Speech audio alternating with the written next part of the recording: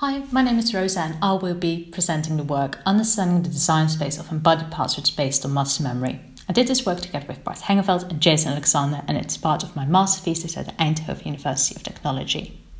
So passwords are something which we encounter multiple times a day, and we are probably all familiar with the struggle of recalling them and coming up with enough safe ones. Of course, we have some coping strategies such as password managers and browsers which recall them. However, they do not solve the real problem, which is why we decided to explore whether we could come up with a password which we can recall and with a low cognitive load. In order to do so, we were inspired by embodied interaction, muscle memory, and alternative passwords. There are already some examples out there, such as band passes and tangible rubric, which use muscle memory and which are tangible. However, these do not explore the design of those passwords, say what movements, what shape, what interaction would make sense. So therefore, our aim was to discover those things. In order to do so, we conducted 6 experiments, which we divided in 3 phases. The first phase focused on the movement space of embodied passwords, the second on the affordances and interaction, and the last phase on the memorability. During the first phase, we conducted 2 experiments where we explored which movements are suitable for passwords and which aren't, and the space in which they should take place. Based on this knowledge, we created a bunch of mockups, as you can see here, which would elicit those movements. We tested these in a small user study and found that 3 could be successfully related back to the original movements, which is why we used these in an experiment exploring how people use them and in which context.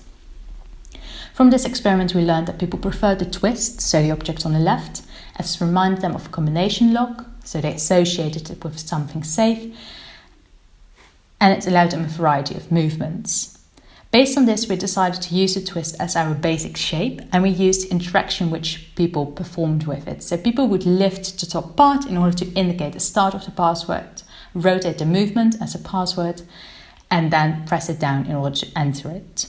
So having found this basic shape and interaction, the question arose to what the size should be.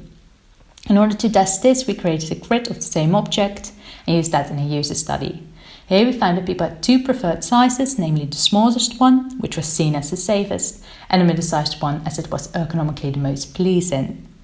Based on this finding, we decided to use both artifacts for our memorability experiment to see whether there would be a difference. So for our memorability experiment, we asked 14 people to create 2 alphanumeric passwords and 2 embodied passwords, 1 for each artifact, for the online banking.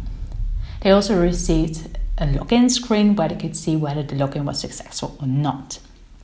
In total, we had 3 sessions, and the experiment lasted for a week. From this, we learned that people could recall the embodied passwords for at least a week. There was no difference in the size and recalling. Besides, all the movements created were unique. However, people did tend to stay in the range of the wrist. Furthermore, people had different techniques to come up and recall their passwords, such as a movement of which they could recall the feeling. And regarding the experience, people thought the embodied passwords were very personal.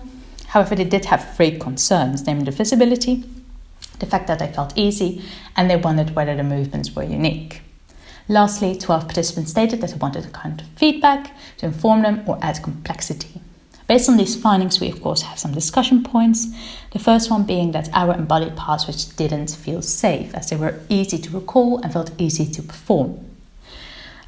It seems to be that a good password should feel complex, and might be that this stems from our experience with alphanumeric passwords. We do not think making embodied password complex is the way to go. Instead, we think adding haptic feedback would solve some of the concerns participants experienced. Moreover, we do believe that despite this, embodied passwords are still an option, as all movements were unique, and besides that, the grip and how we performed the password was unique. So perhaps embodied password should account for this as well.